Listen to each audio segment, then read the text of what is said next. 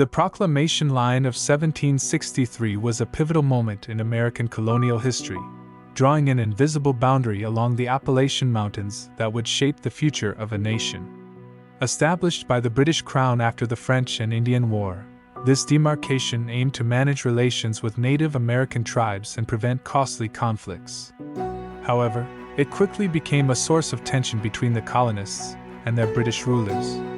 Many colonists viewed the Proclamation Line as an unjust restriction on their ambitions and rights. Land speculators, settlers, and even war veterans who had been promised land grants beyond the boundary found themselves frustrated by this imperial decree. The Ohio Company and other economic interests saw their plans for Western development suddenly halted.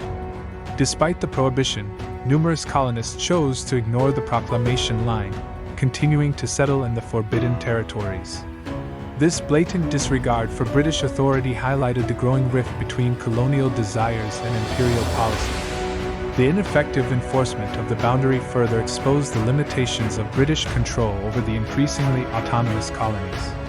While the Proclamation Line was not the sole cause of the American Revolution, it significantly contributed to the growing discontent. It represented a clear ideological break between the colonies and Britain, fueling the narrative of British oppression and colonial rights.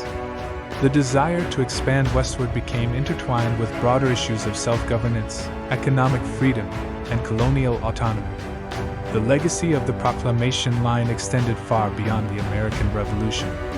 It set the stage for future conflicts over Western expansion, Native American relations, and the very nature of American identity. The colonists' push beyond this artificial boundary would ultimately shape the territorial growth and manifest destiny of the young United States.